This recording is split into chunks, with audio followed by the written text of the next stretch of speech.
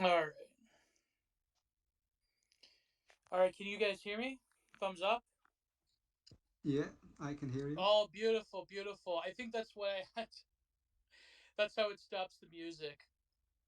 Anyways, uh, me and Volpe wanted to do. Yeah, thank you, thank you.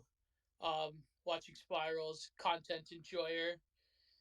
Uh, two heavy hitters there, but yeah. So me and I got shooters everywhere. Okay, I got shooters everywhere. But anyways, me and Volpe wanted to do a space on the first chapter of Byung-Chul Han's The Scent of Time, because especially with what's going on, I didn't realize this, but what's going on with Twitter is quite pertinent in terms of what's like in terms of the way that we view moments in sort of a digital time frame. So Hmm. let me Yeah, yeah, let me just share the link again just to tweet out to remind people. yeah, sure. And I was just going to say it's why Chulhan hates Twitter. Like why he goes on spurgs against Twitter, and like I think it was in Infocracy, he just like rants about why he hates Twitter. Yeah, exactly. Because it's that's like what we're going to talk about here about his view on time. Twitter is like one of the like most like exemplary items, things that shows how time is dysfunctional in our current way of being in the world. Oh yeah, 100%. Yeah. I mean, in the same book, Infocracy, he goes after Trump really hard as like the Twitter, like the real like post truth president, which I mean is kind of like it's kind of like a boomer Cole take, obviously, but I think that he substantiates it by saying that this is sort of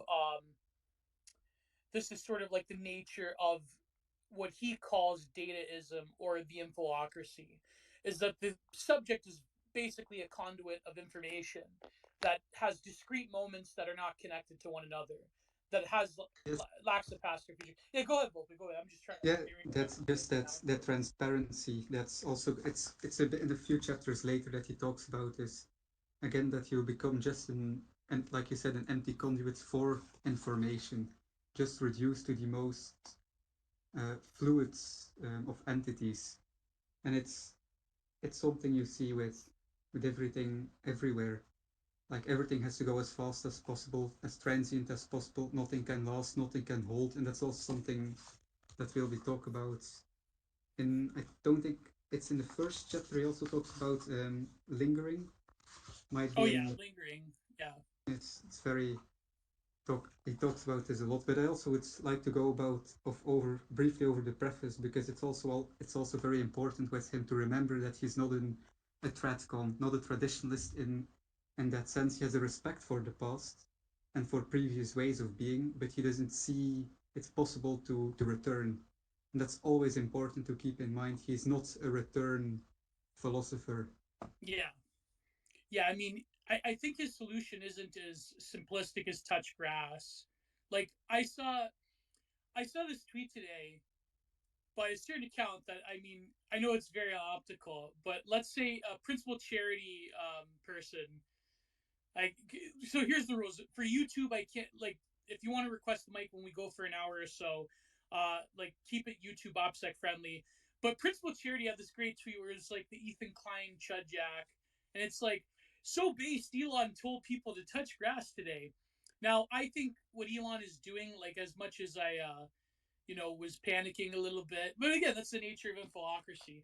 I think, of course, it's to get rid of a certain very bad faith actors that I will not mention for, OPSEC reasons. But I think it's, even today, there is this notion that there's disruption in that flow of infocracy, in that flow of endless data, which is very Mm-hmm. interesting. Like to prepare for this, like one last point before, because I want to read the preface full pay. Um, Yep. it's such a meme. I know I shouldn't like admit this, but one of my favorite interviews of all time was the David Foster Wallace one for French television, where he's like in the hotel room, he's got that green shirt, and like the way he like adjusts his glasses, like, oh well, the thing is, but he was talking about like distraction and how we personally have this like need to hide from our own selves by not engaging in a deeper level of thought, by not engaging in what I guess Byung-Chul would call lingering into time. Hmm. That our And engagement with time is a perpetual distraction. And David Foster Wallace had this great line. He said, "The problem with a democracy that's predicated upon um, like perpetually being entertained." He goes, "That's essentially hell world, to be entertained constantly." And that's the world we live in. mhm, Entertainment is the medium by which we cannot like it even goes beyond, I think, amusing ourselves to death, the classic thesis. It's now amusement itself takes on a socio-political character that is deeply embedded within us. And what Byung-Chul, as we'll see, is calls lingering. Like that's an impossibility. To that linger within a moment is uh, almost destroyed and robbed from us. yeah, So and that's also in the end because the scent of time is basically split into two parts, and in the second part, he talks about his solution about contemplation, that lingering. And like you said, it's not the touch grass of the leftoids, because that touching grass is too superficial. It's the same thing as being online. It's just like, oh, some quick entertainment here offline. That is the leftists mean with when they touch grass. While for him it's much more being really engaged with something, or it could even be just like sitting on a bench in the park, listening to the birds chirping, to the water falling in the ponds. Like that would be contemplation, lingering, truly be present in the moment. And that's not something the leftist can comprehend, even when they say touch grass. yeah, exactly, exactly. I think it goes beyond political lines of the touching grass thing, but it's I noticed like there was this great essay in Asylum, or no, it may have been Men's World magazine, about I think it was written by I think it was Mirandol oh what's his name, the one his account is based off the character, the guy that plays Hamilton in the Normie Left play. He talked about like this whole notion of, and it comes from BAP, the whole like cult of normalcy, of like you have to touch grass, your soul is draining. I know I saw like CHP responding to Angie Speaks today, and no, but the thing is though, like we live in the wired, and that's the thing, and I think Byung-Chul Han's acutely aware of that. That there is as stupid as to say like what grass is there to touch, like there's grass to touch, there's normal lives, but the way that we facilitate our own sense of meaning and identity is ultimately consumed by the wired. But anyways, let's go into the scent of time. I think I should read a little bit from the preface, and Yeah, then you we'll should. yeah, and we'll because it's very pertinent. Like this is like it's only 2 pages. So today's temporal crisis is not a crisis of acceleration. The age of acceleration is already over. So I'm sorry, Nick Land. I'm sorry, Nick Land. And It's very and interesting. with the age of acceleration, he means modernity, but he Yeah, really explains that in the second and third chapter what he means with that. yeah, yeah. What do you? So yeah, maybe you could explain to people like what he means by acceleration as opposed to Uh, like the RX with, Landons. with acceleration, he basically means that the goal is all important.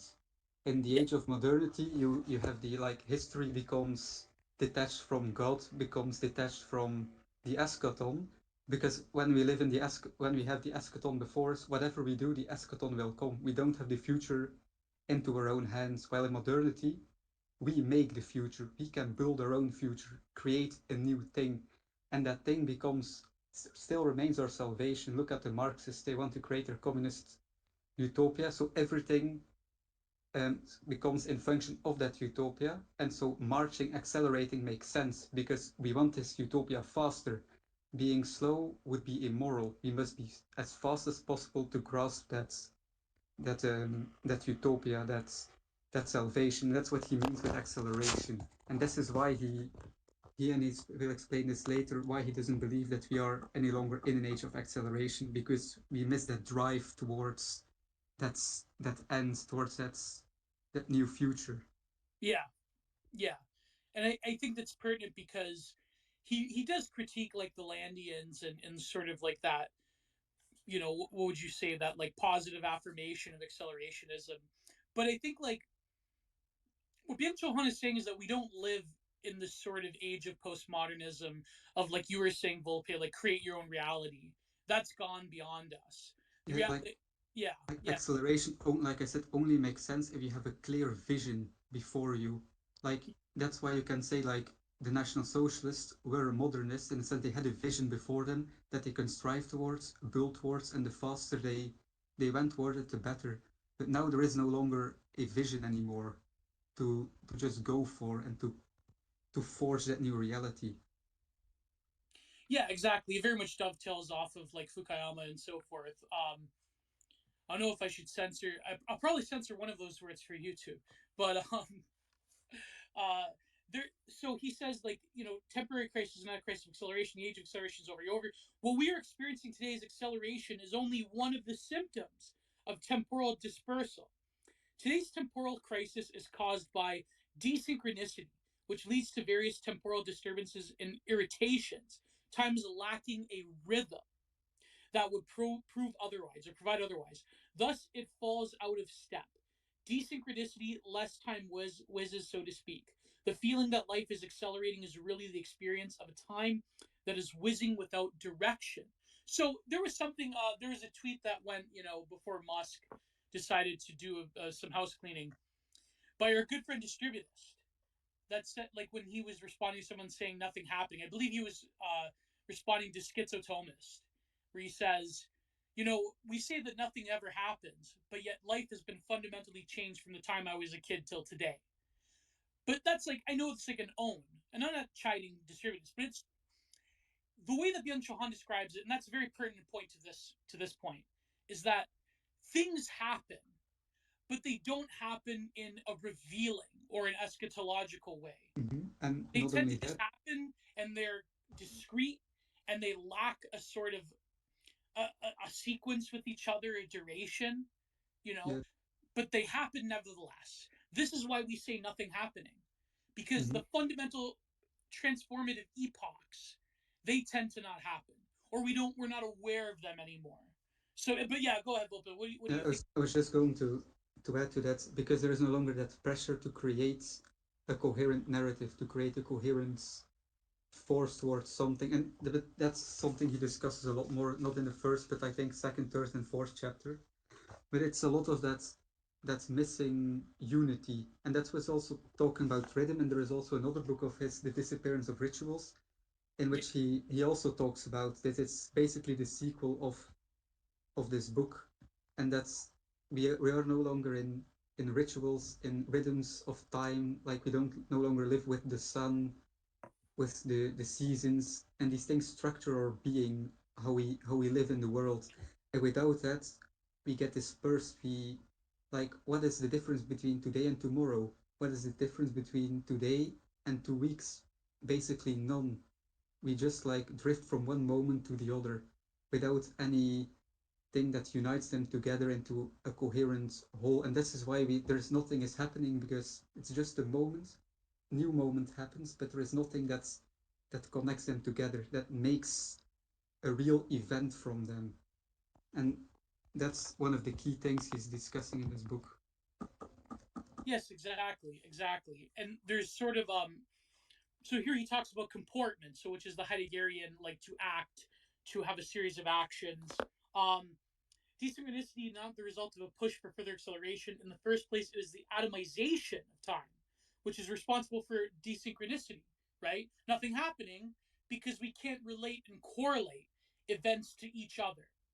There is no longer a grand narrative. We are not even in the age of modernity. And And not even grand narratives, not even micro narratives, because this is also something important, because he also says in other books that we are no longer in postmodernity but hyper-modernity, yes, in the sense that postmodernity is basically multiculturalism, in the sense of one isolated, like one Chinese quarter over there, then the natives over here. That's what multiculturalism would be, like a connection of nodes. While yeah, in his idea of hyper modernity, it's everything just thrown on top of one another, inside of one another, mixed, not even mixed together. It's that weird everything falls together. It's like for example, you could order Chinese in a Vietnamese restaurant while also having eating burgers at the same time. It's like that whole thing, and that's hyper modernity. Everything falls together. There is no longer any connection, not even the vague network of postmodernity. Yeah, exactly. Because postmodernism implies, um, like, well, the collapsing of meta narratives, but it also implies that there is a sort of conceit towards eclecticism that isn't like, but what we have is like just a massification.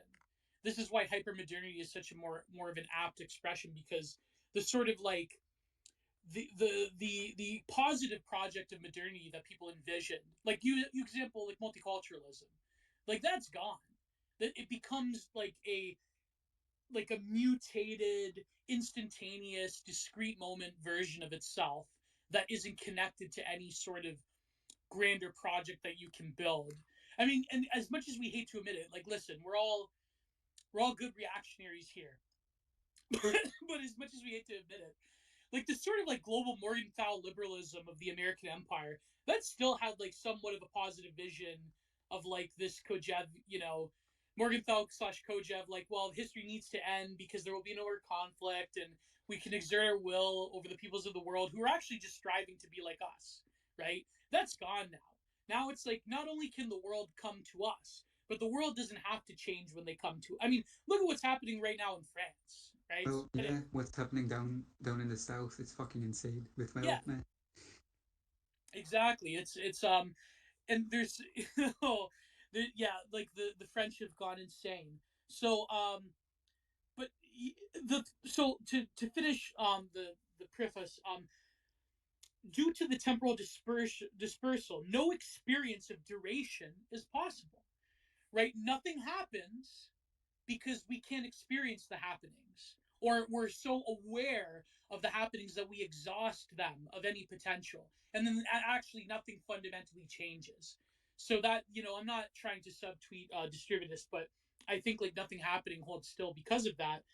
Nothing comports time cannot move, time cannot act. That's his point. And he's, of course, he's using the Heideggerian notion of comportment, because Byung-Chul is a Heideggerian scholar. Very much a Heideggerian. Like Yes. he has like two chapters on Heidegger in this book alone, and he's always, and also because like I don't have the German one with me, but it's always worth it if you have some mastery of German to read or to have at least the German next to you if you and read the English and the German, Yeah. because a lot of the words he will directly port them from Heidegger or slightly change them or use Germanism. So it's always worth to keep the German in mind. Yes, exactly. And comportment also, it just doesn't mean to act, but it means acted upon, but a series of behaviors that lead to action. And like, I mean, it's a bit of a tangent, but like, Heidegger has a very complicated relationship with Aristotle. But yeah, comportment and act is like correlated. And I don't know the root German, but I remember reading a little bit about in the German, it also implies that. So life is no longer embedded in any ordering structure or coordinates that would found duration. Now, coordinates also comes from Walter Benjamin, where there's constellations. We no longer live in the age of like sort of a linearity or an eschatology where there's a sort of where there is an endpoint. Rather, we live in an Mm-hmm. age of constellations where And, things like act upon each other, and there's a series of crises and events that erupt into time. There's and no longer like imagine time as a flat plane, but there's a series of like striated upsurges. There's like holes, or there's like effluvia coming from it. There's like spikes in it. It's sort of like one of those like sound wave graphs. That's what time has become, right? If you're like a science nerd, you know what I'm talking about. Yeah. just to say, but that's again in I think in chapter 2 and 3 he talks about the different ways of historical time, because often a lot of like historicists and the like, they make the mistake of thinking that there's only one kind of linear time. Well, there are several types of historical linear time. It's Right. important to keep that in mind, because otherwise people get confused with eschatology and modernity's view on time. Yeah, exactly, exactly. Like even there was even a debate in the 19th and 20th century in modernism, like what we imply by eschatology and linearity. I mean, there's like sort of like moral time that comes from Kant, where we all recognize each other as moral beings. Then there's also like in the work of art, there's like that as well. Um, like, but then like even still, there was always that pull to go outside of that time space. There was always like an anti-modernism that was just as much Mm. implied. Even in politics, like in like you could say that like the dominant totalitarian ideologies of the 20th century, they had their own version of modernistic eschatological time, right? Mm-hmm. I mean, the Austrian painter versus Uncle Joe. I mean, that's like a very stark dichotomy of like what they mean by different times. And I believe Byung-Chul also talks about Nietzsche in the next chapter. But let's move on. So, no longer embedded time becomes radically transient as ourselves. The atomization of life goes hand in hand with an atomization of identity. All we have is ourself, our little ego. We are subject to a radical loss of space and time. Even so, again, Kant totally destroyed in our era. And he goes on the talking about space further in the disappearance of rituals, Yes, yes, because yeah. rituals in his view are what stories are for time, rituals are for space, rituals are for no, no, what buildings are for space, rituals are for time. Rituals create structures within time in which we can live, and without rituals we just zap around, we whiz around, we are not grounded. Yes, exactly. I mean, traditions and rituals, they give, like, not only do they structure, but when you think of them as surviving into our time, I mean, that's something that's very, we don't really think of it. I think even Tom Rosal, what's his name? He survived the jive. You know, he talks about this a lot. Like, the fact that, like, we have ancient rituals that can even survive into the quote unquote modern era, that is like a cathedral in sort of a virtualized way, right? In a virtual metaphysical sense, that is like building a cathedral or building a space of ritual that can then be carried forth. And when you get rid of that, I mean, I remember a few, like, this is back in the day, this is like, OG Frog Twitter, but a very popular form of content of like doom posting was sharing videos in France and England and elsewhere of basically cathedrals being destroyed, like they're being like removed or whatever. I mean, yeah, okay, you could say like they're the ones that are being turned into mosques. That's also another black pill. But it's like when you think of the destruction of a cathedral and the way that a town formed around a cathedral and the way that it's being destroyed and the lengths of which it took to build, the fact that like it could be bulldozed is like it's like that was just like I know it's like inherently reactionary and like a lot of these like communist larpers like yeah we should do that to every cathedral, but that's like whatever, right? When you think of the destruction of tradition and ritual and the fact that like when you're untethered from that, that there is no guidance, there is Mhm. no sort of They destroy time. yeah, you That's destroy time that's itself, that's exactly. part of the not the whole point, but part of the points that he's making in a lot of his books. That's time is basically destroyed for us. We do no longer live in a normal time, and we have to figure out something, some way to live in it. Yeah, exactly. And so now he says in the second line to carry off to that point, poverty of world is a phenomenon of desynchronicity. It reduces the human being to a tiny body that is kept healthy at all costs, right? What was the And previous 3 years that we lived through? yeah, Uh, and yeah, the palliative, he goes on this like in some hilarious rants in the palliative society against that whole health obsession about just focusing on their on life. pushing away bare life, pushing away death at all costs. And then in the ending of the paragraph, thus dying in particularly difficult today, and we age without becoming old. Again, we nothing happens. And if Yeah, nothing happens, we can't grow old. We can't live in time. but nothing happens on such a fundamental level that in your own personal life nothing happens. Like this Yeah, is, he says this. no one grows old anymore. The Yeah, old exactly. people don't grow old because nothing fundamentally happens, because there are no longer thresholds, experiences, no longer transition points. It's just free floating around. And so nothing happens, so we can change, so we can't become old. And you live and you gracelessly expire, to quote a Yeah. white posting career. And Yeah, I think he graciously even expire. You know, says what this is many Max Planck's times. equations? What are advanced physics? It's all to fuel. never, never mind, never mind. You know, don't look up. You know the cycle. The cycle. Anyways, no. So he says this point, like you were referring to in chapter one, which we'll get to, where essentially there is no points in time that foster any significance. So therefore, yeah, it's like nothing happening in your personal life, and then you graciously expire. But then the obsession over prolonging life, and of course, he's getting this from Heidegger. He's getting this from Ernst Becker, the denial of death. Like the obsession with, like, not just health, but the obsession with, because we're not obsessed with health With anymore. immortality, we are obsessed with immortality. Yeah, exactly. And so, for example, like even reading like Baudrillard or reading like Ernst Becker, there would be moments where they would like talk about bodybuilding in the 80s and 90s and like how this is an obsession with health and vitality. But we don't even have that now. Like, okay, there's a few pockets of people on Twitter here, like, you know, the right wing bodybuilder thing, whatever. But that is much different than what this is referring to, what Byung-Chul is talking about. The obsession with bare life is the obsession of longevity in itself, rather than the quality of life you experience Yeah, if you're a regular bodybuilder. and not That, even longevity, but stasis. exactly. Very Yeah. important part to remember, stasis. Nothing can change, at least not change for the worse.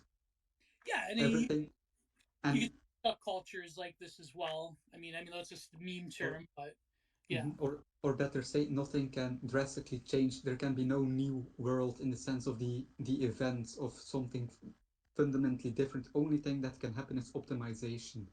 But this is not that relevant, or it's relevant, but it's not that pertinent for this book. But again, like bare life, only thing it can do is optimize itself. It cannot Yeah. fundamentally change into something different.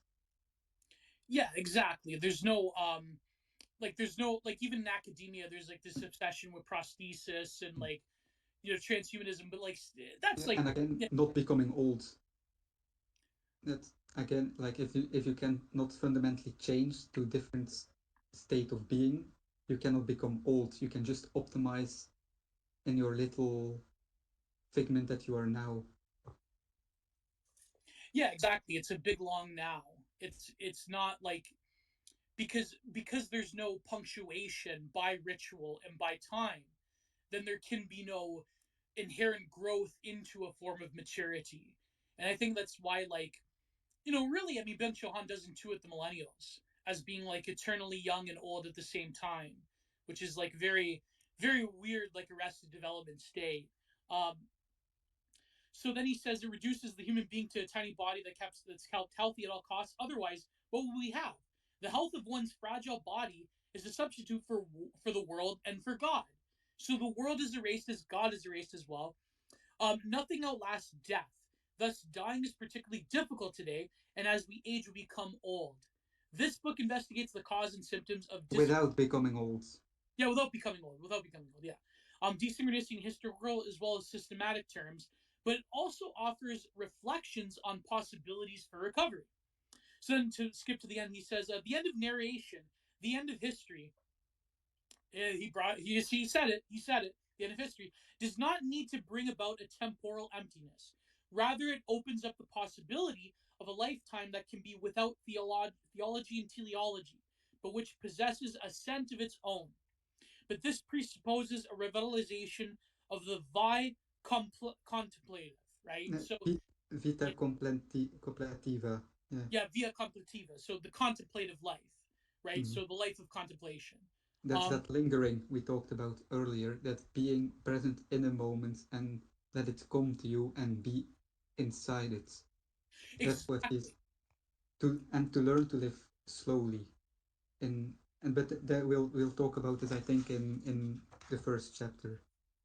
Yeah, and I think the first chapter we're not going to read it verbatim. We're just going to like bounce around and see what Yeah, comes. yeah, yeah, yeah. That's Yeah. better. I have some things underlined and some notes. So okay. But one thing I will end this preface with saying that Byung-Chul Han, being both a thinker that is Korean but also living in Germany, is that he's And a also Korean. a Catholic, which also makes it even more interesting. No, but you know why it makes it more interesting? Because this points to a very like Buddhistic way of viewing time. He's saying that the sort of like the way that modernity toppled the Christian eschatology by implementing the end of history, that it's in the confines of this lack of lingering, this lack of time and the gravity of time and the weight of it, desynchronicity, that we've decoupled ourselves from that Christian eschatological notion of time. He's saying that there's like a third way. And the third way is almost very Eastern, very Buddhistic, where you linger in the moment. Because we can't go back to saying that there's a grand moment, but you linger within the moment. So he's saying that even though our life is not punctuated by these rituals, by these events, that nothing happens, you essentially just become a static entity that maybe one day gracelessly expires, to quote the whatever the NPC, the my posting career thread. He's saying that there is an alternative, that there is a way of punctuating existence through the scent and the lingering of the moment. So again, very much, he's basically taking in some ways a Zen Buddhist approach of lingering within that moment, which is very interesting considering his, pro-Christian, pro-Catholic writing, especially in places like the agony of Eros and so forth. So it's very interesting that he's taking this, and this happens a lot with thinkers that have an engagement with the East and the West. I would say like the sinologist Francois Julian is like this as well. Very like a Hegelian, very well versed in Eastern philosophy and Western philosophy. He reads Heidegger, he reads Hegel, but he also he reads Zhuangzi. I mean, it's very interesting that way. And this has been my forte for many. When I was in grad school, that I started off with Eastern philosophy, and so it becomes something that's integral to this understanding. Because I mean, but at the same time, there's a debate that's open up there. The debate And be that can we return to a form of a Christianized eschatology, right? I So yeah, go ahead, Volpe, go ahead. I don't think Byung-Chul Han like completely closed that possibility out, Right. but it's not enough. We are now here. We have all the baggage of the last few hundred years, and we have to deal with them and somehow integrate them into our future. But also something else I just wanted to add. It's also interesting to note that he was also a student before he became a student of philosophy. He was an engineer, especially in metallurgics. So that's Oh, also an interesting thing to know about him. Like he was a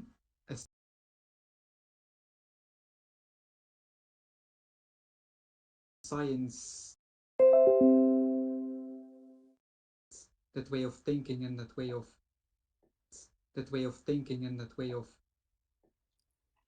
being in the world. So it's yes, exactly.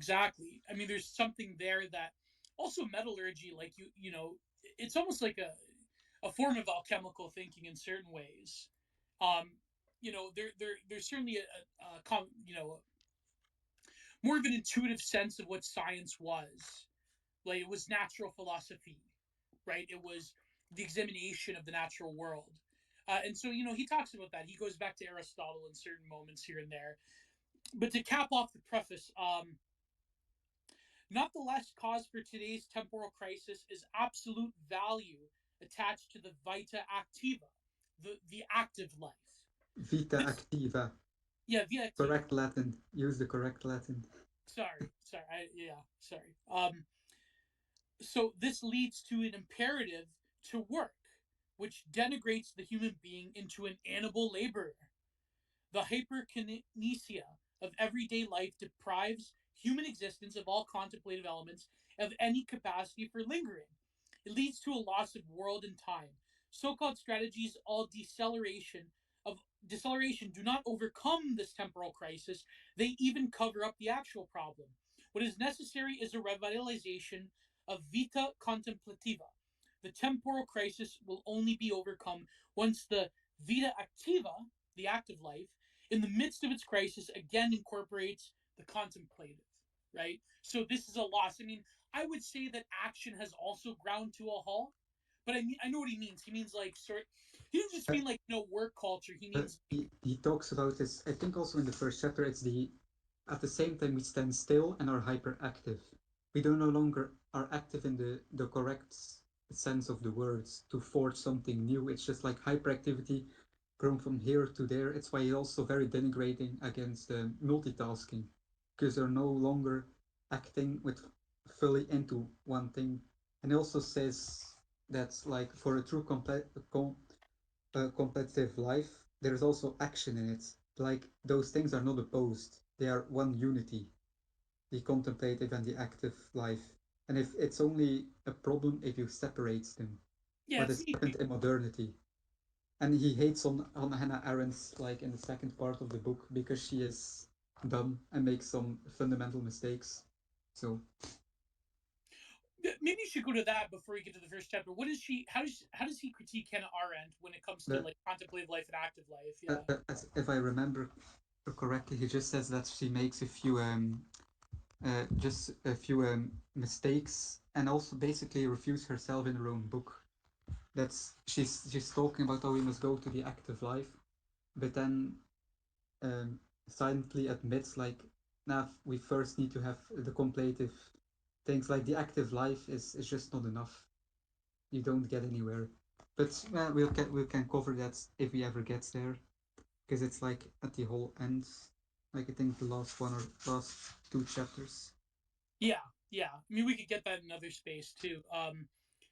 But so let's go to non-time. How about you pick out one of your. He talks about the ultimate man. He means Nietzschean last man about Yeah, how but that's the translator who translated that, so yeah. I don't. He probably uses the German exactly there. Like what I had, Explain for Vulpe what non-time is to Byung-Chul Han. What is uh, non-time?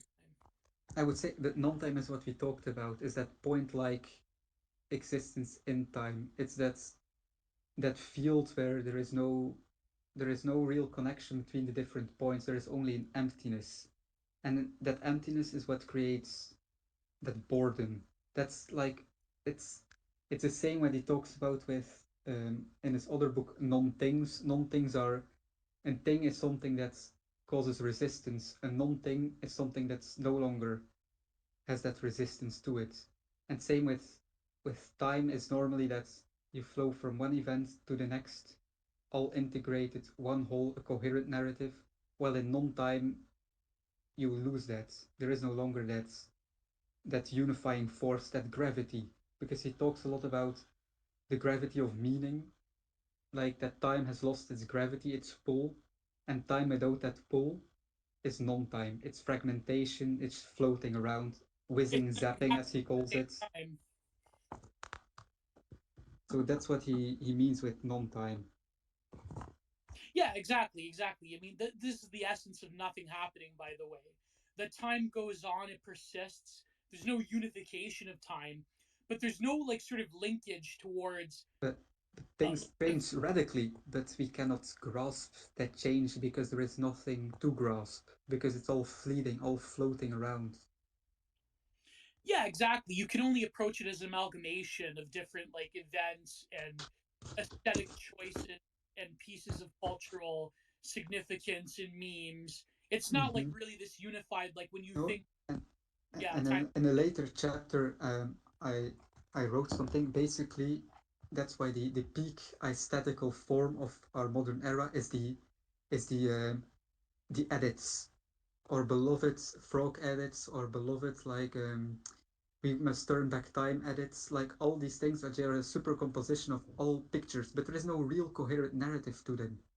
They're Right. just all memes, all things together. They say something, but there is not a real unity to it, not in the traditional sense. Now, of course, he admits there is a possibility in that we can use that view of time to create something new, a new way to experience time in a good way, but it's it's not that easy. But like you ask one thing I underlined, and there was on the first and the second page on the end, like again, going back to the part of health, he seeks to extend his life to infinity through a rigorous politics of health, yet it is paradoxically cut short even before his time has come. Instead of dying, he comes to an end in non-time.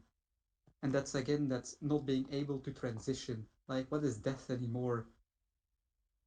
A lot of people don't really get buried anymore. Like is a Yeah. family there? It's just like and he expires and that's the end. But there is no real significant event to it anymore. And going then further talking about it, again on the second page, whoever cannot die at the right time must perish in non-time.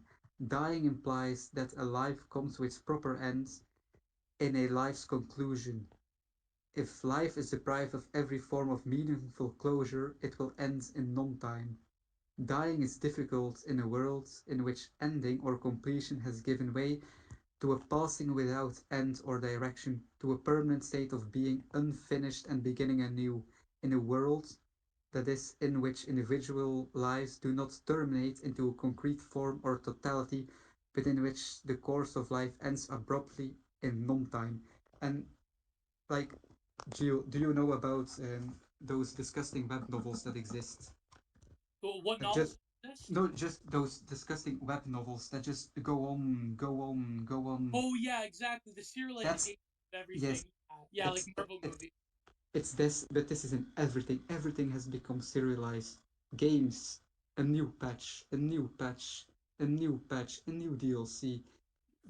It's never finished, Spin-offs. and Spin-offs. suddenly spin-offs, and suddenly they drop it, and it's gone, and the servers close, and there's no real closure, no real end, no final like events to like really end the game. No, it gets dropped.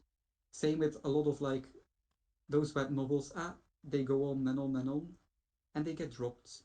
There is no longer that ending. Like same with all the series, they just go on a new Yes, series, yeah. new season, new episodes. The Walking Dead is like your favorite example of this. Like it just goes on and on and on, and there is no real meaning. Nothing holds it. And he talks about this again later that it's not only that they cannot end, but there is also nothing really set in them. Like we can no longer distinguish between what is meaningful event, what is an important event. It just becomes a slice of life where just like why do I have to see like a person on TV going to the toilet? Like what does this add to the story? Nothing, but it's in there. But then if they like go briefly over some really important events that just get no exposure, like it's that whole thing.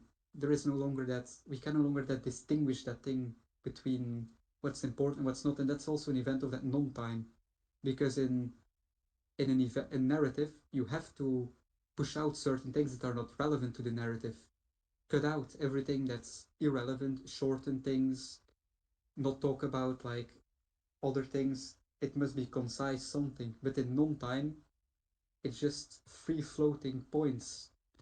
There is no longer that gravity that forces a coherent narrative, and that's what he's talking about in here. And what's also very important to understand about our current situation, nothing ever happens because nothing can ever end. So things are continuously happening, but they don't end, and because they don't end, they don't really happen. Yes, exactly. That's 100%. Like I'm thinking of like what Byung-Chul is getting at is that when it comes to hypermodernity or whatever one of people want to call it postmodernity, is that the reason non-time is a thing is because you can't distinguish, like you were saying, between what is truly important and what is ephemeral. Like even a riot in France currently, as we speak, of like a certain demographic of people that they let in. It's like that's like, oh, the French, they riot all the time, and it's like before that was the Gilets Jaunes, and it's like, who cares, right? There's no like real instantiation, like a Twitter meme going viral or something having like some ephemeral attachment to entertainment or whatever. That is taken up in the news cycle as something that is important, as opposed to like a major, historical event like the current special military operation in the Blue Yellow Country. It's like we just don't care anymore because the signification between major events does not affect people equally in a globalized world. Someone in Kuala Lumpur does not care about, like, the Franco-Prussian War the way that people people in Austria do, or whoever. Like, we don't have a unified sense of what we know to be our own history anymore, because we live in like this global airport.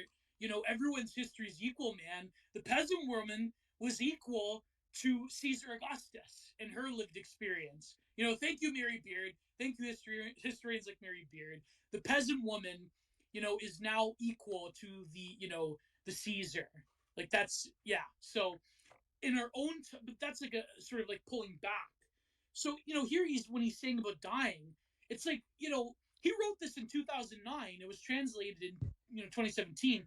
But look Mhm. what happened during the global pandemic, and this is what was so significant to Byung-Chul Han and to Giorgio Agamben, is that a major ritual in life is the burying of the dead. It is the funeral rites. It is the wake. But when you basically strip that from people, and now apparently the trends have continued where, funerals are getting smaller, the funeral industry is like took a major hit that they've not recovered from. It's like now people just drop out of existence. They're like no clipping out of like this perpetual marvelization, serialization of life. And it's like people view their lives as if they were a character. Like you brought up The Walking Dead. My mother watches this now. Now she's watching the one where it's like Negan and Maggie is in New York now. It's like now there's another one where Daryl is like in the ocean. It's like, Yeah, who cares, right? It's like, and indeed, it who doesn't cares? end. There's no finality to it. And there, Maybe Rick Grimes is going to come back on a chariot, and he's going to redact millions of zombies. Who knows? And it's, yeah, and to give distributors again some credit, this is why is he correct with his take that George R. R. Martin will never finish Game of Thrones. exactly. The He books can't.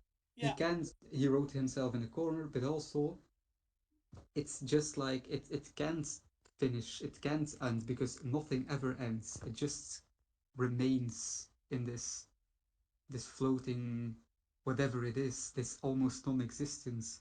And but this is also again when we laugh about like live in the pots, consume the bugs. It's also an existence without real ends. It's just a continuation, a stretching out of the present of the here and now, but in its most derogatory sense. yeah, exactly. And so I think, like, let's get to something that people really love to talk about, which is Friedrich Nietzsche. And so here in the same page in number 2, he talks about Zarathustra in page 2. Mm-hmm. Again, perishing in non-time. Zarathustra invokes altogether different kinds of death, but of course, death that's related to time. Many in this, I believe, it comes from book 2. Um, mm, was it on the Dancing Star? Or no, that was book 3. I forget the exact quote, but it comes from. Do you know Volpe, which the quote comes from? No, I have to read more Nietzsche. I'm not versed enough in Nietzsche. I'm ashamed of this. Like, Well, I've taken I a. Chris. So yeah, many die too late, some die too early. Still, the doctrine sounds strange. Die at the right time. Die at the right time. The Zarathustra teaches, to be sure, he who had never lived in the right time could hardly die in the right time. and We humans have altogether lost the sense of the right time. The and right, and this so yeah, Nietzsche has untimeliness as well. and But this I also underlined just to go that, but this the right time is such an important thing to grasp for us, for everybody. Like certain things must happen at a certain time and they cannot happen at other times, at other moments. There are certain times to ask there are certain times to cry, there are certain times to laugh, but we've lost that whole sense of now is a good time to do this, now is a good time to do that, now you shouldn't do this. This is why the irony bros can't also understand anything because they don't have that right sense of the right time, of the right place even also. And this is why yeah, like oh men shouldn't cry before X or Y. Like there are certain times when you can cry, there are certain times when you never should cry. But that's always that right moment and that's just lost in with everything. and also especially with death and with the right death in time. He also later talks about this with death, a short life, a vivid life that ends at the right time is better than the bare life stretching out for like 100 years, but that was just empty and void. And this is one of the most radical things for most modern people. Like a 15-year-old who died as a martyr for a Christian would have lived a more vivid and powerful life than somebody who became 80 years old and wasted away and died an atheist. But this is very difficult to grasp because that requires that you understand that there are right times and right places for certain things. Yes, exactly. And of course, that's a very Greek notion that you die at the right time, or you've served your purpose in greatness, and then there's no use in like lingering on. There's many Greek myths about that, but also like the Stoics were to talk Yeah, about, but like I and said, you don't to as go well. to the Greeks necessarily. Like even within Christianity, there are Yeah, just like there are the right times for things. And he talks about this more, I think, in the disappearance of rituals. But again, within rituals, within these structures of time, they teach you to have reverence for certain objects, for certain moments. Like you are not going to do like for example why there was that the Christmas piece or the piece on Easter.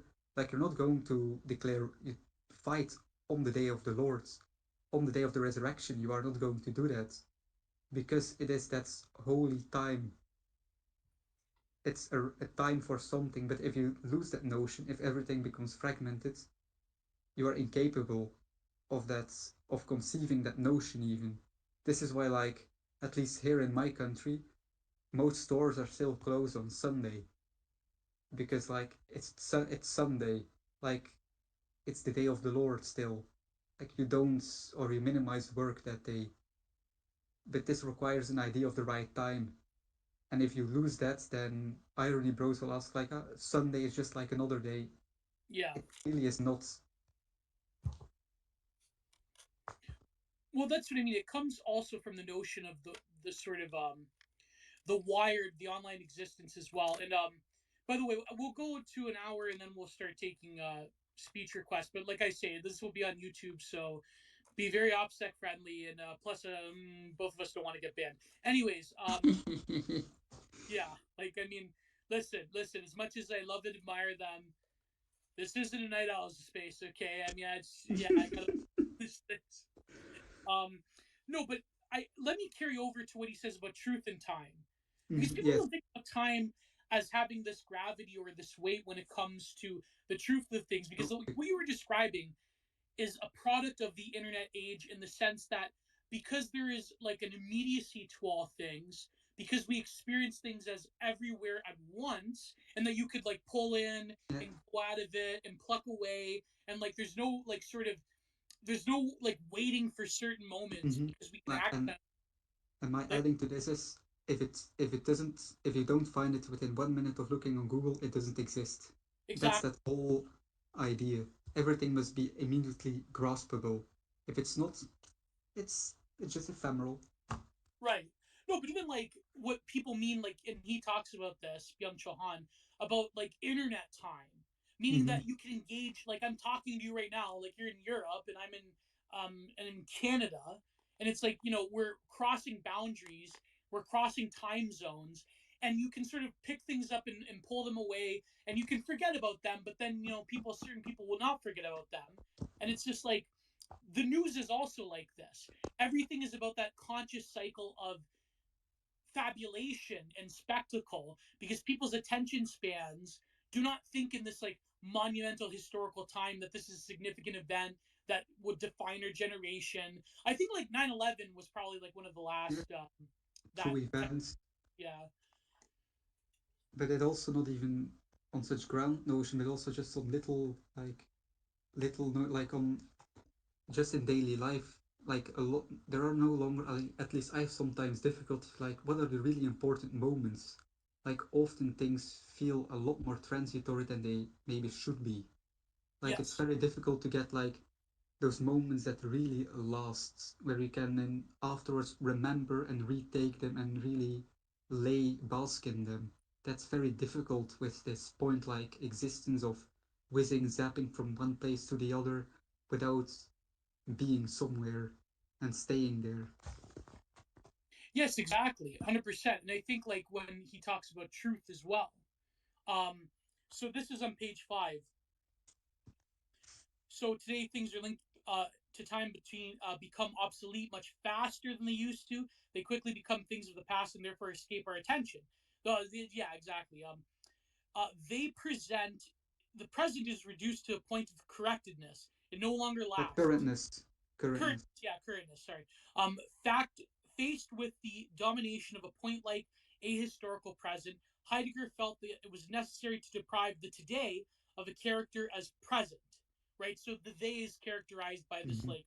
The they is like the last man in Heidegger. They're like blown away by the machinations of time. They have no sense of gravity or a And, sense of agency, really. I mean, and they're the mass, right? They're the mass individual.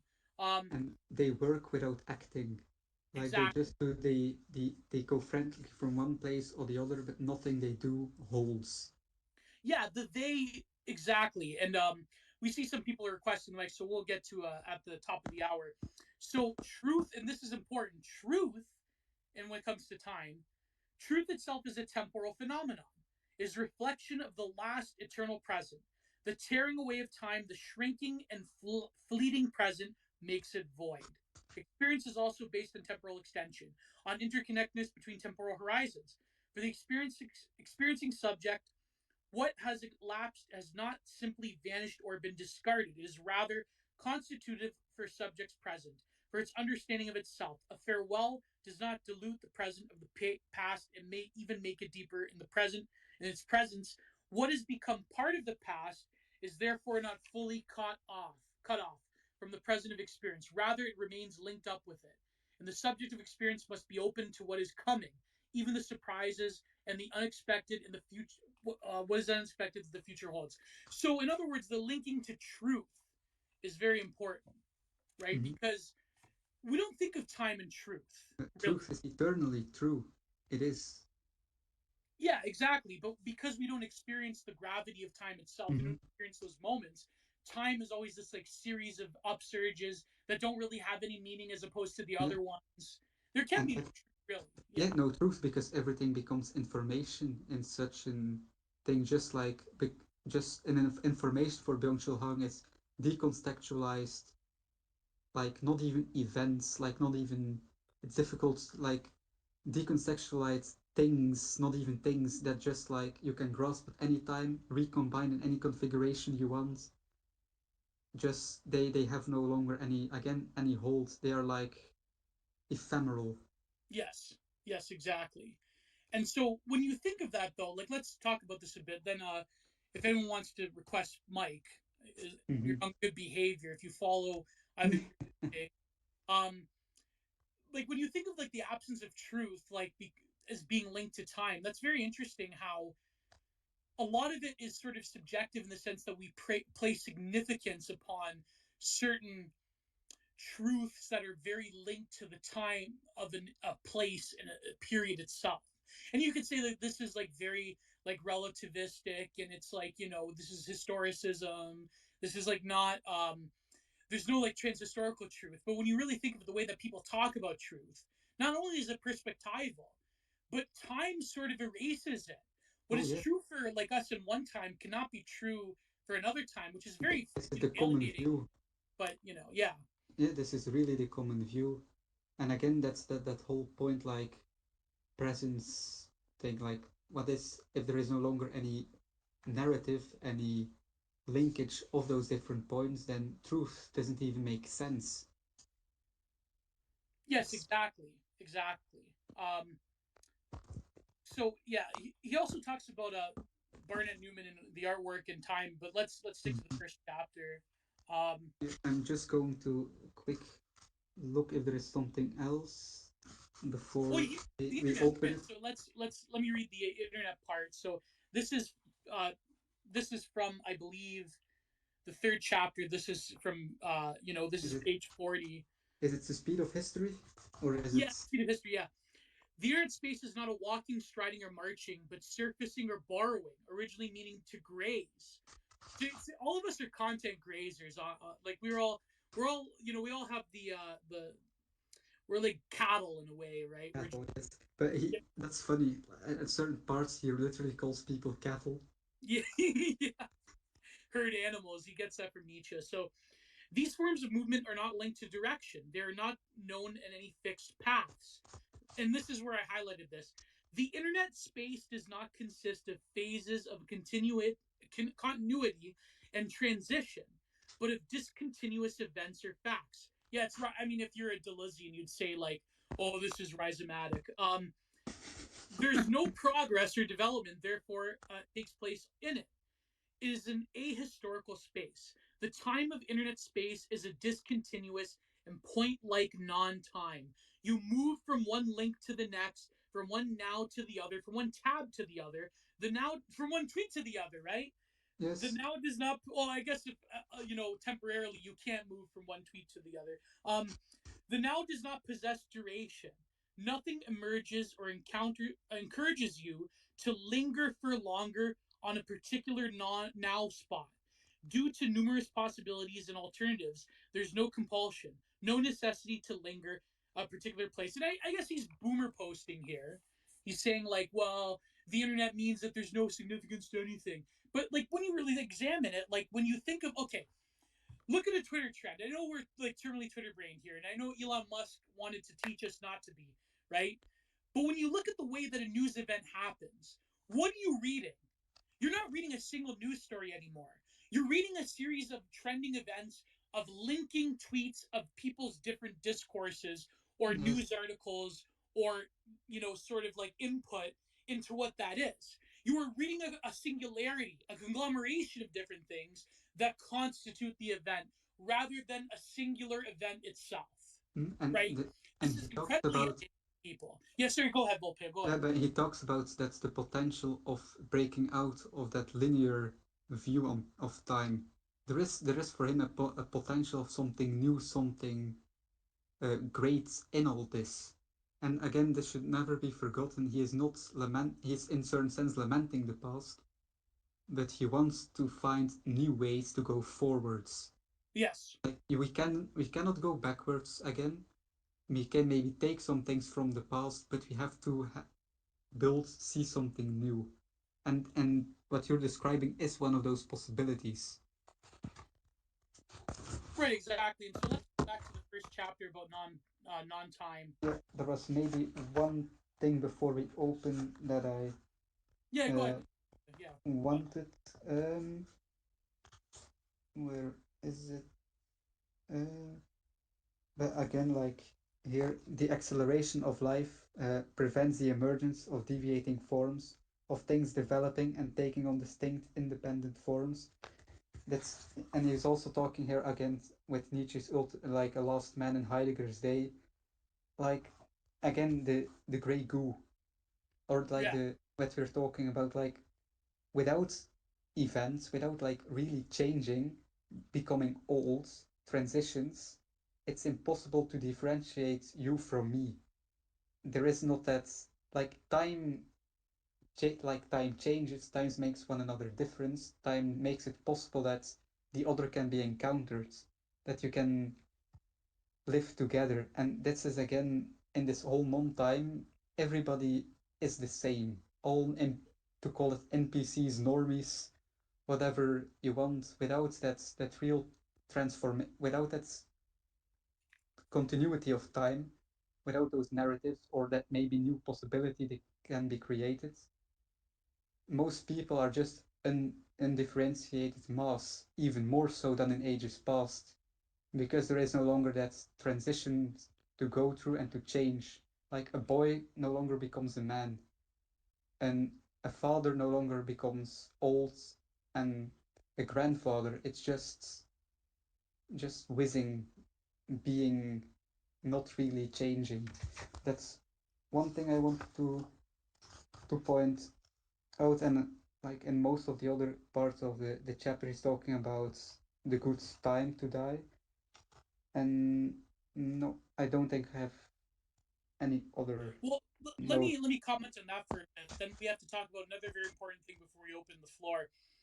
Um, okay, so think of national identity. Think of an ethnos, a people, a Mhm. tribe. Like say even like the smallest tribe in Africa.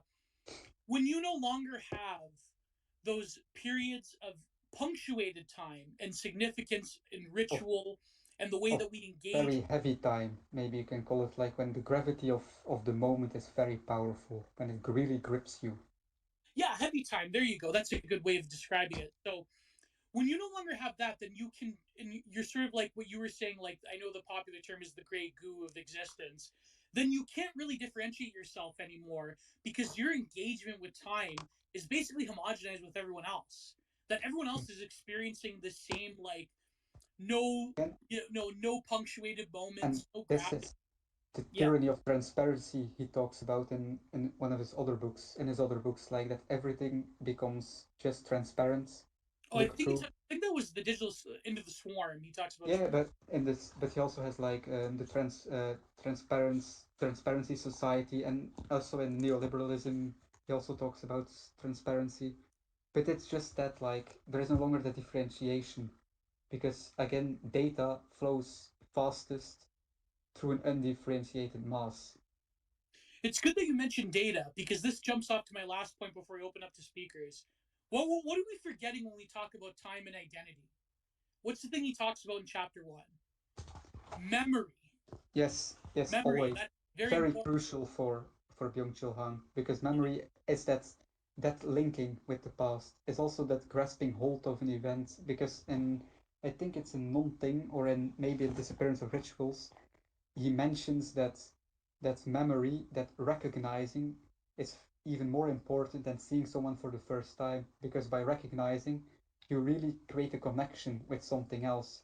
You remember, you retake it, you see the face again, and you have that link. While seeing somebody for the first time, you don't have that. It's in memory that a lot of things become real in a certain sense. And of course, we all know it, our memories are destroyed. We Mm-hmm. can no longer remember things, grasp things, hold them. Again, that holding, that's very important for Byung-Chul Han, and he gets it mostly from Heidegger, that things must have a certain grip. Yeah, in German, it's a certain word. You probably know it. Begrijp, ja, begrijp, in Dutch it's begrijpen. It's Yeah, yeah. begrijpen. It's and I think it's begriffen in German, but But but yeah, it, holding also implies not just like physical keeping or keeping with the memory, but holding also implies the extension of a place of significance. and it becomes a part of you. That's also something very important to remember. Information is not a part of you. Knowledge is a part of you. Because he also talks here about truth and knowledge as something very time intensive. Yeah, Because with knowledge you make something really of you, and then you live that knowledge. While information, you just like a lot of like, oh, like I have arguments with like shitlips and like about things, and they just quickly Google something, and that's their argument. But that's not knowledge, that's not real argumentation. They do not comprehend, like again, comprehension, comprendere from the Latin is just a begrijpen in Dutch, is again that gripping. They cannot do that, so they are again ephemeral. And it's without memory, you cannot make these things part of you. And right, that's exactly. very important. But And also like the thing with memory that ties into what we're talking about, and like I'm conscious aware that I started this space by talking about that David Foster Wallace interview where he's like with that French woman, and he's like, well, people they're afraid to be alone, and it's like they're afraid to invest in the time that it takes to read and be silent, and it's like people want to be entertained. Um, basically Byung-Chul Han, he does a bit of like boomer posting because he's saying that digital recording and the fact the digital recollection that we're living under, like Google is like you mentioned, that mhm. really destroys our sense of memory. And like I remember, you remember those articles during the Clavidian era where people were like, my memory is more hazy. Maybe it's ineffective. Like, well, I can't mention it for YouTube when this goes on YouTube. There's certain things, but like, I can't remember it before time. I can only remember like discrete events because we were all engaged in the endless flow of information online Yes, that because we couldn't differentiate it. Like contradictory forms of information. Everyone was terminally online because we had to be. again, Whereas, and so therefore memory was erased.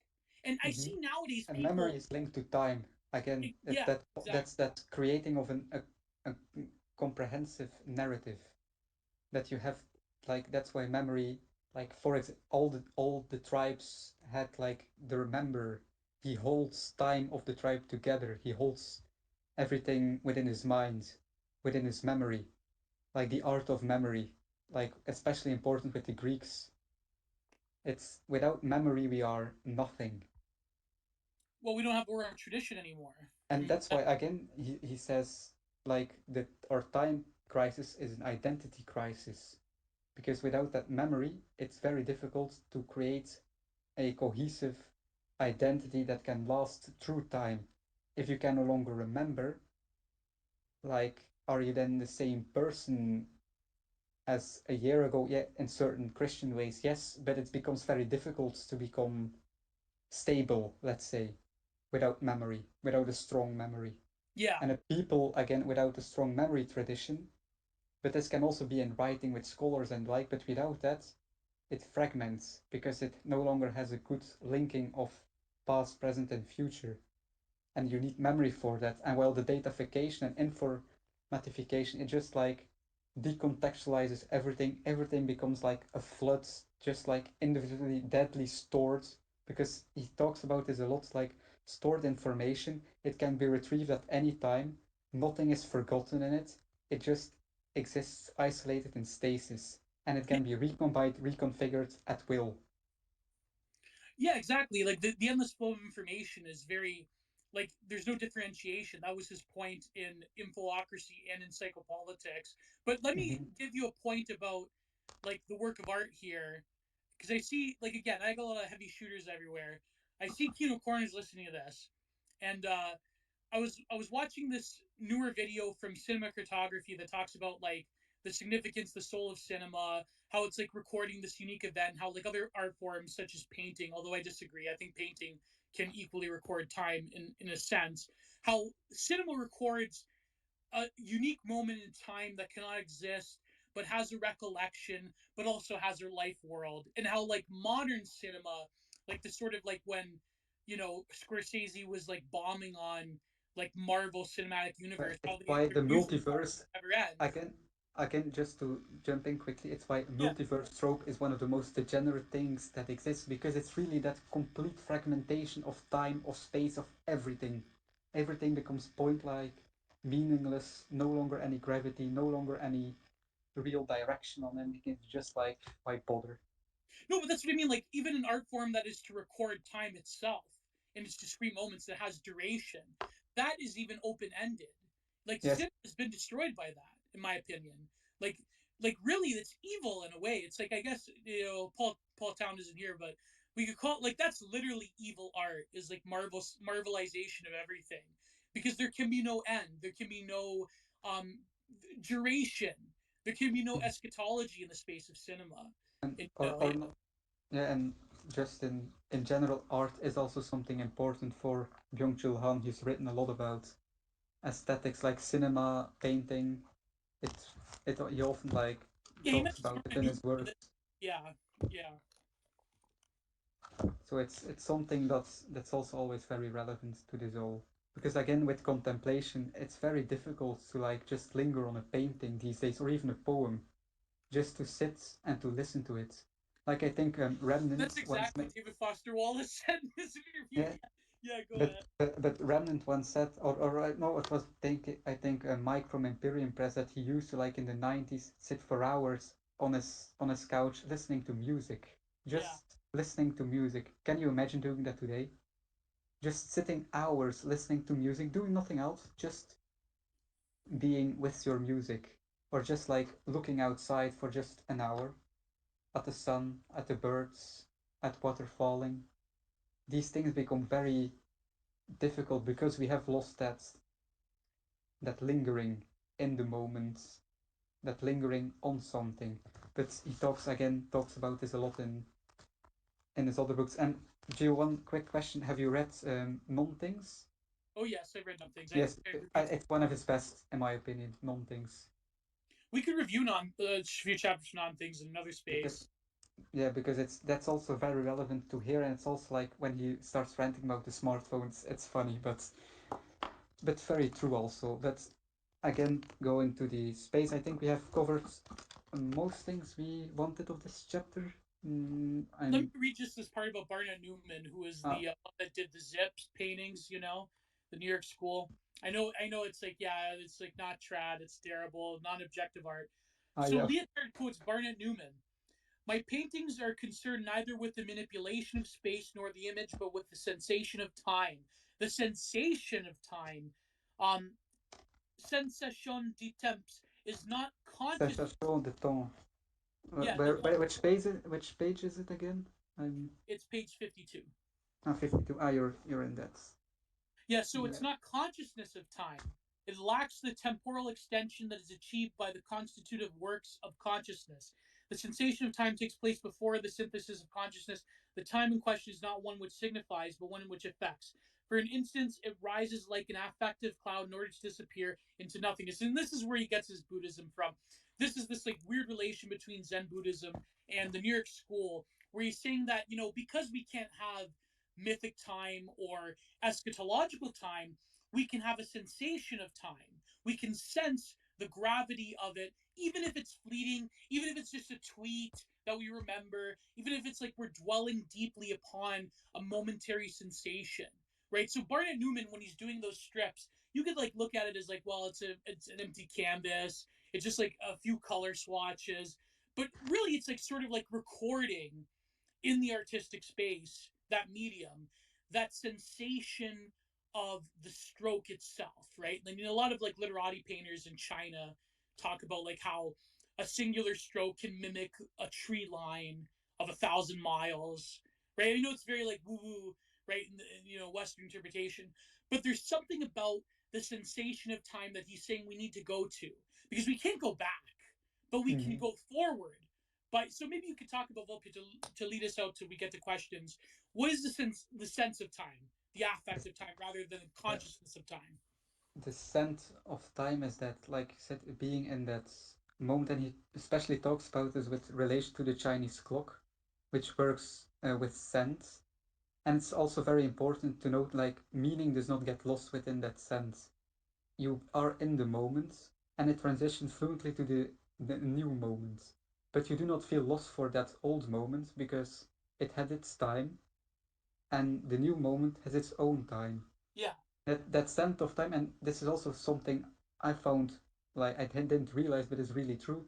Like scents and taste are the most primordial of our senses in that they are the most, like when you sense something, they can give you memories. Like if you you walk through the door and suddenly you sent like some cake and you just catapulted back in time to your like childhood when your fruit, mother right? was baking, It's fun. Yeah, yeah, that. And this is partly that sense of time again linked to memory.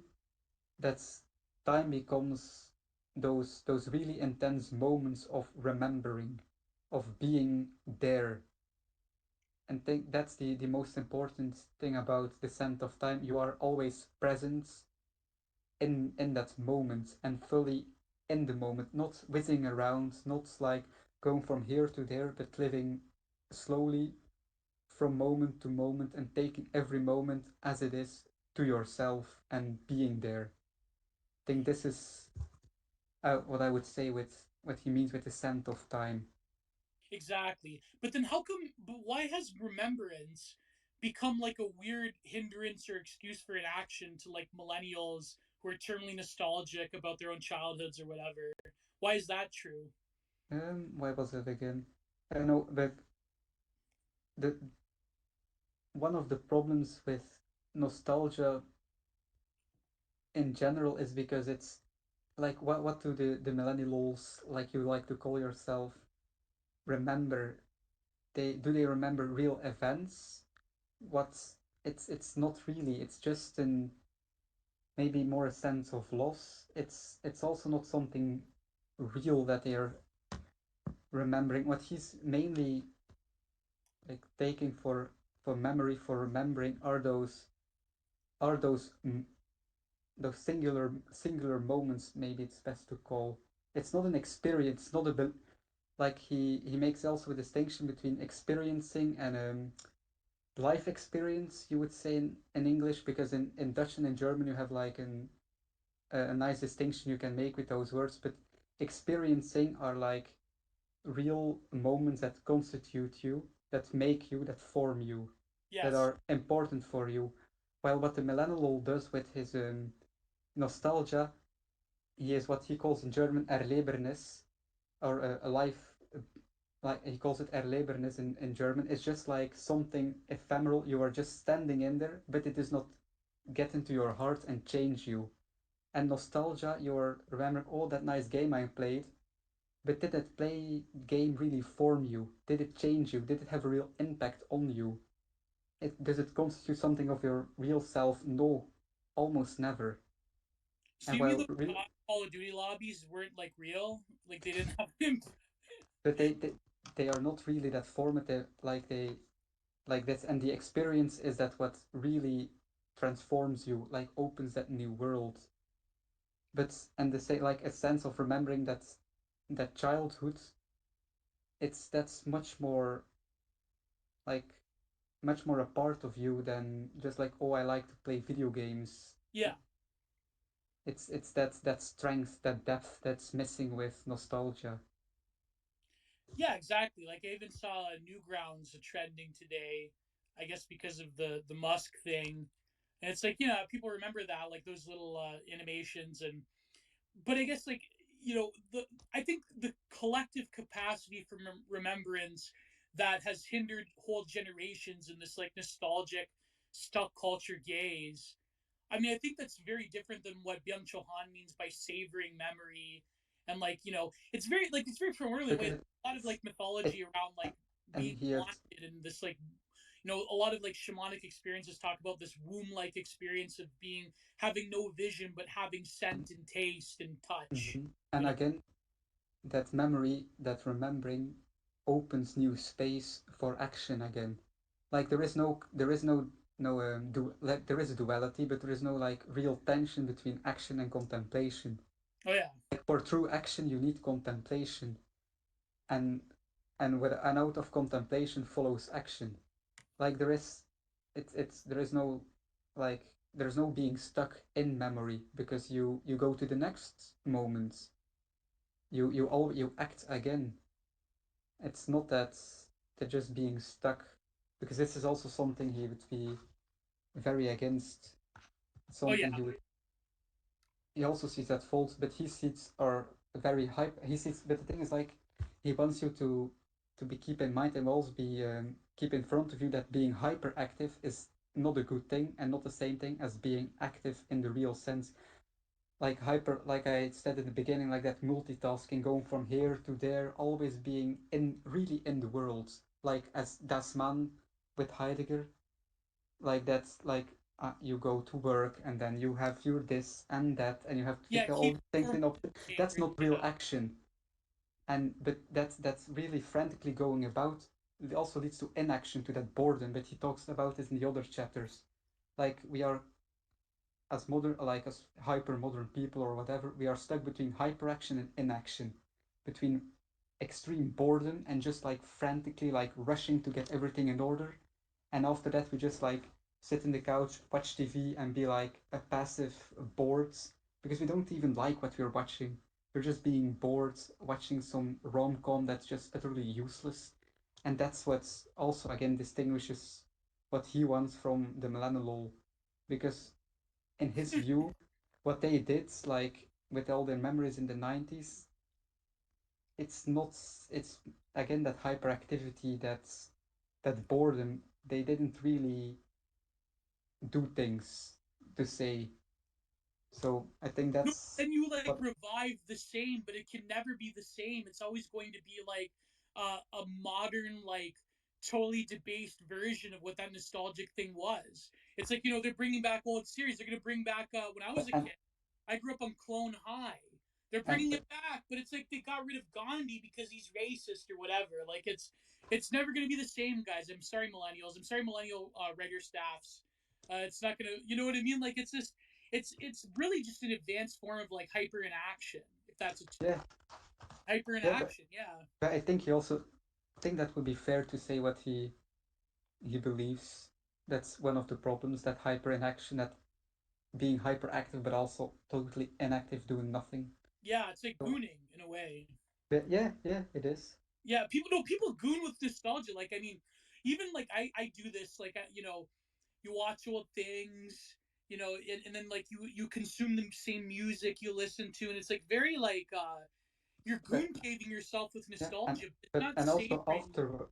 yeah, Yeah, and afterwards you think like, why did I do this? Like, yeah, what was the point of this? While if you really remember something that you like, after that you're like, ah, this was nice. You're a bit sad that it's over, but also like, that was a good time. yeah. Again, to have a good time.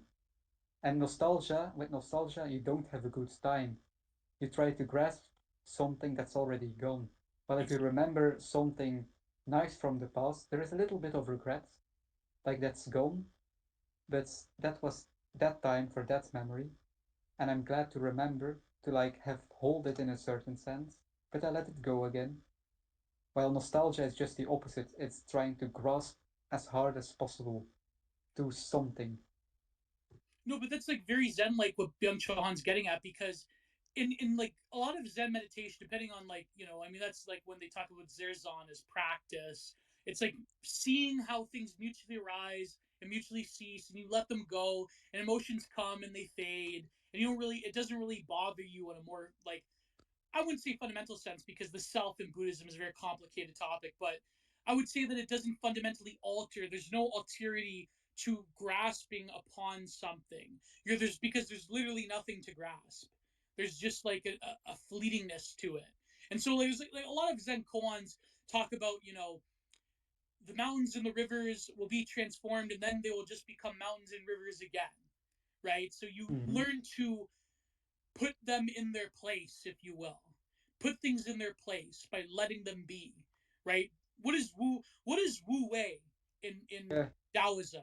It's letting be, right? But also it yeah. implies true making. It's making space for something. So Mm-hmm. yeah. Yeah. Anyways, we have like a one speaker. If anyone wants to speak, I know that there's been some heavy shooters that have flown in and out of this space, but please remember this is going to be on YouTube, and frankly, I don't want to risk our accounts, and I don't want to work editing this. So let's go to Akram right now. Okay, he's connected. If anyone else has any, Dino, if you want to say something, or if Nils or May or Nollis. So Akram, you are a speaker. What is your question?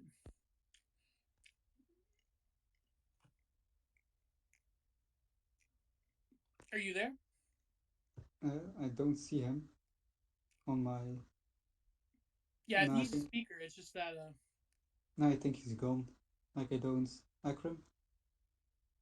I still see him. I still see him. Okay.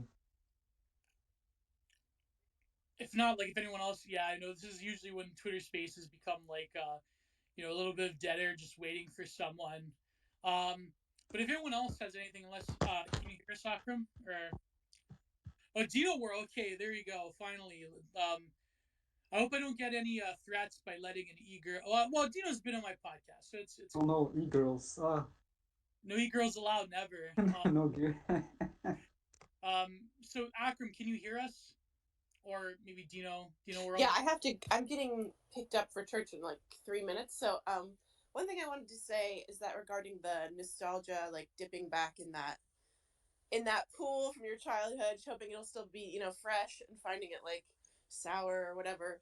Um, the time that doesn't happen is when I'm watching content that I know is just like objectively substantive and is well done. And so like I can revisit. We watched a lot of old movies from when I was a kid. We weren't allowed to watch like a lot of current TV or whatever, or even cartoons. And those old movies play two parts. It holds up in the nostalgia of my childhood, but then it is something that holds up in like the collective nostalgia. And so I think one way to like bulwark, if you're now thinking, multi-generationally, like your children against this, is give them things that are substantive, that have like passed the test of time. So when they are, your kid is whatever the millennial equivalent is going to be in 30 years. When your kid's looking back, like, you're giving them stuff of substance. Whereas if like a lot of these cartoons and things that we revisit, like, they had their moment in time because it was specifically of that time, but it wasn't ever going to continue.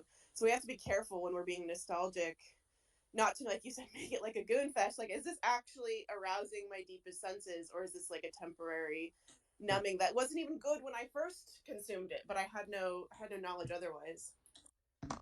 And to Yeah, add it's terrible to the first time around. Why would I want to remember it? So and what I was just going to add, it's just goes again with that not able to end things, to see it in its proper place. Like I know this series is done, and like you maybe watch it again, but but you you're don't like. invested. You're invested in it But continuing. Yeah, yeah, yeah, but if you nostalgia, you're invested in like recapturing that moment, recapturing those things, and it's again that inability of saying like, this is over. I will never experience it again, like when I was a child. Maybe I will get something from it, maybe not, but I will never get that again. And it's again that inability to say like, we cannot go back. We just have let it go, and we have to let it end. And that's, I think, a very large problem with nostalgia, that uh, inability to stop. This is why, again, like why remasters and all those other things are yeah. like what's People the pay for point? masters. Yeah, yeah, I will say, like, truly, the movies that I revisit specifically that make me cry in the same way, where I feel the same things, probably it's like an 80%. It is actually just the substance of what I'm watching that holds up over time. And as I mature, my ability to understand and process the nuances of the content matures. Like, you can revisit over and over. Like C.S. Lewis said to his goddaughter, like, one day you're going to be able to be old enough to read fairy tales again. And so if something truly holds up, Because you shouldn't it shouldn't be this longing for a childlike feeling because you were a child. It should be that this like childlikeness in me that has matured mhm. yeah. now actually is able to consume the content even better and better and better. Like, it should actually Yeah, and grow in your imagining. this is also something that Chulhan mentions a lot, because one of the important things that we have lost is again rhythm, repetition in the good sense of the word, like keeping retaking those old things and getting new things out of them. Yeah. And Well, this is also constitutes time for a large part, like which makes it livable. We do the same things, but there's always something new to be taken out of them. This is what good rituals do. Like you live the same liturgical year, let's say it, if you're a Christian, you experience the same event every year, but there's always a different thing to them, a different flavor to every time you experience it. It's never exactly the same, but there is a rhythm to it that makes it livable, that makes it so you don't like fly over.